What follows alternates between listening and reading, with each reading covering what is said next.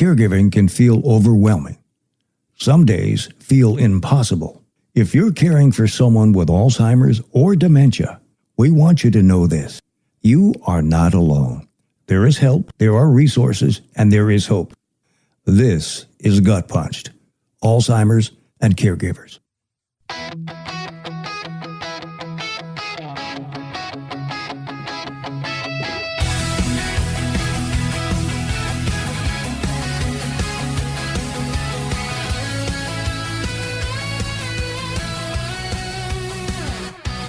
Greetings and welcome. This is GutPunched, Alzheimer's and Caregivers, the not-so-sexy podcast, episode 98. I'm Jeff Edwards, and we're really glad you're here. We hope you had a nice and peaceful Easter week, or maybe it was just some downtime. I took one day to go out of town to visit with an old college friend and his wife, and it was very cathartic for me. I'm trying to pay attention to our rule number one. Today, we'll be talking about how your roles may change during the Alzheimer's journey, and we're going to stick our toes into Lewy Body Dementia and see how it's different and similar to Alzheimer's. Plus, we'll be answering another listener question in What's New in Alzheimer's with Dr. John Huffaker. If you have a question you'd like answered, send it to us at gutpunchedac@outlook.com. Are you ready? Here we go. We are proud to be supported by Neuropsychiatric Research Center, a clinical trial center dedicated to advancing research and treatment for memory loss and Alzheimer's disease. And the fine people at Heart, Body, and Mind Home Care, nationally acclaimed, award-winning home care. And live younger today. Activate your stem cells for health and vitality. You can check them out online at liveyoungertoday.com. Now, if you're new here, or if you've been around for a while, you know we have 5 tenets or rules, and they're the backbone of what we do, and they're very easy to learn. Number 1, you must take care of yourself, because if something happens to you, who's going to take care of your loved one? Number 2, you can't do this alone. You need some help. Find a good caregiver group. Number 3, make a list of people, friends, relatives, or coworkers who have offered to help, then actually use it. Number 4, create a help signal. Identify a cue or phrase to confirm your loved one is comfortable with receiving help from somebody else. Number 5, caregiving. Love it or hate it. It will be your life until it's not. So give it your all. Up next, your relationship role will change. We'll be right back to Gut Punched, Alzheimer's and Caregivers. Your brain is who you are, your memories, your personality, your life. At the Neuropsychiatric Research Center, they're committed to helping you protect it. If you're 50 or older, you're invited to our free memory screening event where you can learn about a breakthrough in early Alzheimer's detection, the p-tau217 blood test. This cutting-edge test may detect Alzheimer's-related changes earlier than ever before and is offered only to eligible participants based on screening results and family history. Why call? Because a quick confidential memory check can give you peace of mind, help you establish a cognitive baseline, and connect you with research opportunities that could change lives, including your own. Call Neuropsychiatric Research Center, located in Fort Myers, at 239-939-7777 to schedule your free memory screening today and see if you qualify for the p-tau217 blood test. That number again, 239-939-7777. Your brain matters. Let's protect it together. The p-tau217 blood test is available only to participants who meet eligibility criteria determined during screening. This is Gut Punched, Alzheimer's and Caregivers. You may find yourself taking on a new role in your relationship as your partner's memory declines. The person with Alzheimer's disease may no longer be able to perform certain tasks, such as balancing the checkbook, doing the taxes, handling financial and legal matters, and doing certain household chores. Making important decisions on your own may feel overwhelming. Be prepared for these changes. Locate financial and legal documents such as life insurance policies, property deeds, and retirement accounts soon after your loved one is diagnosed. Turn to family, friends, professionals, or community resources for assistance as needed. And then you're going to look at intimacy. You may be feeling enormous grief over the changes in your relationship. You're not selfish for experiencing these feelings. Given your partner's cognitive decline, You may no longer be able to have the same emotional or physical intimacy that you once shared. It is typical that people with Alzheimer's disease experience changes in their sexual drive. Depression can cause a reduced interest in sex as well as physical illness and some medications. It is also common for caregivers to lose sexual desire because of the demands of caregiving, the transition from intimate partner to caregiver, and changes in their partner's personality due to the progression of dementia. Do not feel guilty if your sexual attraction to your partner has changed. You can find new ways to connect with each other. And look at family and friends. You may feel socially isolated because your family and friends may have pulled back from your relationship or you have little time to spend with them. Your family and friends may hesitate to spend time with you and the person with Alzheimer's because the worry about not knowing what to do or say. They also may not understand the behavior changes caused by the disease or might not be able to accept that the person has the disease. Take the initiative to contact family and friends and explain that while Alzheimer's disease has changed your lives in some ways, you value their friendship and support. Consider inviting a few friends or family members over. Let them know in advance of any physical or emotional changes in the person with dementia. Provide them suggestions about how to communicate with the person and what activities they might be able to do together. Just some other things to think about. We're coming back with info about Lewy Body Dementia. We'll be right back to Gut Punched, Alzheimer's and Caregivers. If you find that it's time that you must start looking for a good home care company for your loved one, I'd like you to consider talking with Heart, Body, and Mind Home Care, a nationally award-winning company. They are top of the line in service. They will tell you service is their passion, excellence is their promise, and that's the honest truth. They are very knowledgeable and skilled at what they provide. On top of that, they are just really nice people who love helping others in need. They are Alzheimer's and dementia and Parkinson's care specialists. You can find them on the web at hbmhomecare.com, or you can call them at area code 239-603-6455. And you'll find a link for them on our website, GutPunched.com. Heart, Body, and Mind Home Care, your best choice for home care. This is Gut Punched, Alzheimer's and Caregivers. We said we were just going to dip our toe into Lewy Body Dementia, and we'll compare it to Alzheimer's disease, some of the key differences and similarities. But just a quick dive.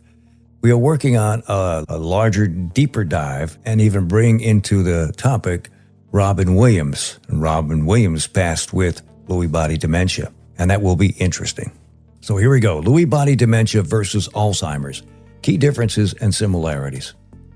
The doctor diagnosed your loved one with Alzheimer's disease, right? But something doesn't quite fit.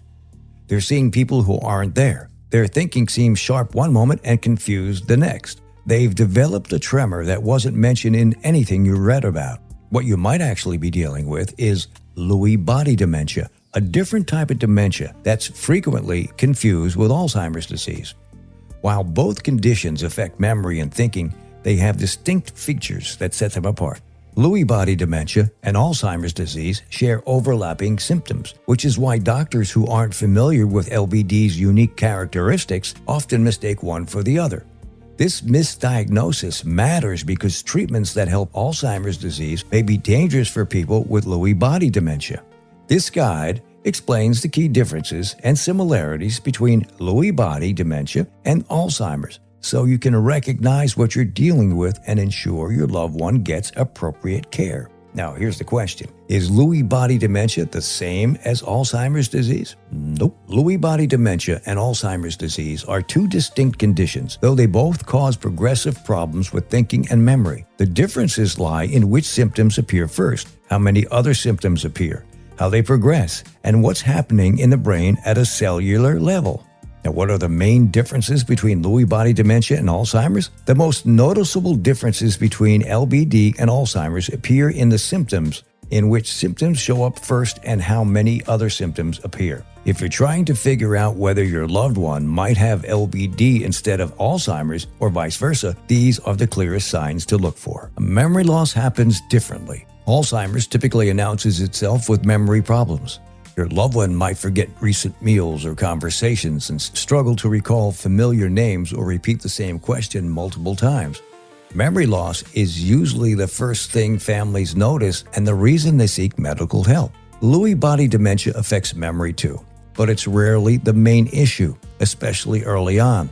Your loved one might remember yesterday's events perfectly fine, but struggle to stay focused on what you're saying right now, or may need time to respond.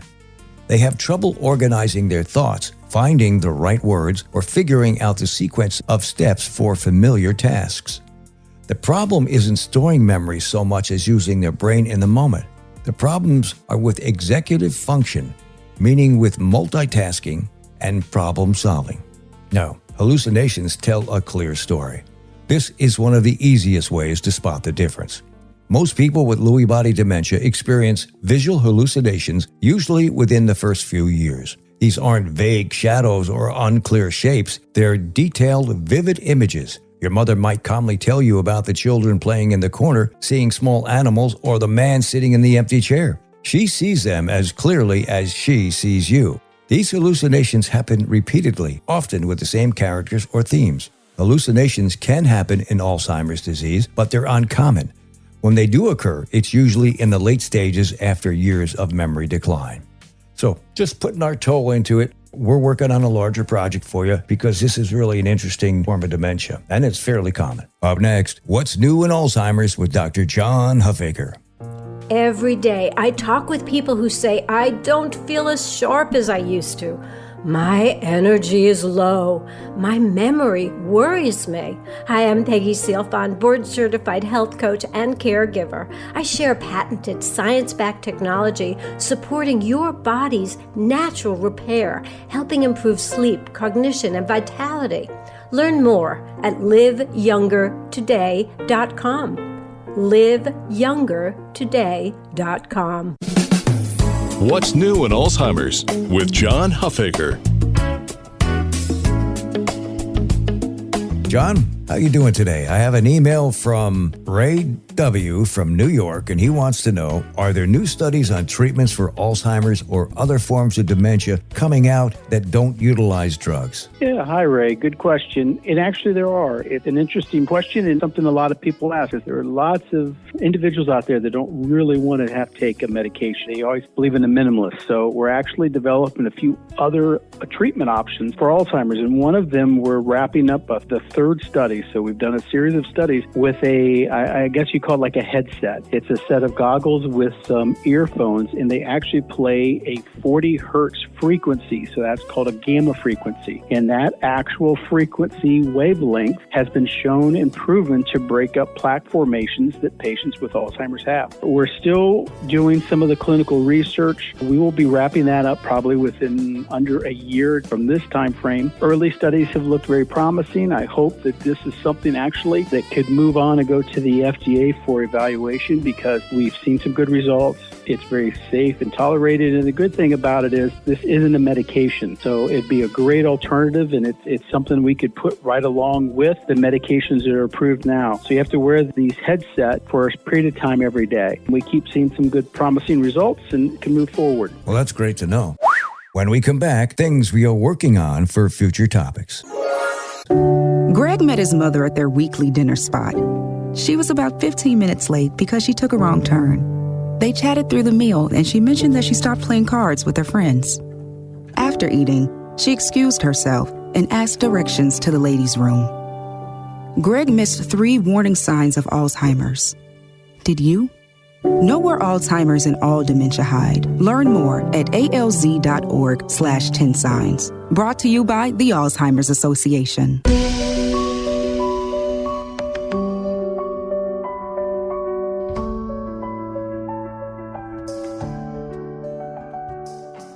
We will be meeting and getting to know Dr. Silver from NPRC. She conducts the testing scales to evaluate memory loss. We will be investigating the gut-brain connection with a very knowledgeable doctor, and we will finally have our first elder care attorney for conversation about what you need to know going down the road on your journey. And we will be digging further into Lewy body dementia and taking a look back at Robin Williams and what he went through with that illness. and we're trying to figure out what to do for our 100th episode. Not sure yet, but we'll figure it out. We'll be back with a look at our resources. Our resources are very important. If you're not sure where to turn or how to connect, we'll be here to help bring you trusted resources. You can reach out to the Dubin Center at dubincenter.com. Then there is Neuropsychiatric Research Center. Find them at nprc-southwestflorida.com. Heart, Body, and Mind Home Care at hbmhomecare.com. You can check out the Alzheimer's Support Network at alzsupport.org. And to find your local chapter of the Alzheimer's Association, you can visit their website or call their toll-free hotline at 1-800-272-3900. Now, they also offer an outstanding resource called Dementia Care Navigation, powered by Ripple and the Alzheimer's Association. It provides free, personalized dementia care, including a dedicated care navigator and tailored resources for caregivers and people living with dementia. You can get connected by calling 855-271-2662. That's 855-271-2662. You take the first step. We also mention the Guide program frequently. It's another excellent resource that provides help and respite care, and it's free. You can search for it online or visit Dr. Perry's HealthSpan Partners at https://healthspansouthwestflorida.com. Another resource worth checking out is Aquilane Clinical Research at aquilaneresearch.com. Our website is gutpunched.com. And the email address is gutpunchedac@outlook.com or jeff@gutpunched.com. And to every caregiver listening, thank you. Thank you for what you do, and thank you for spending your time with us. You're not alone. There is help, and there is hope. This is Gut Punched, Alzheimer's and Caregivers, and we'll talk again soon. God bless.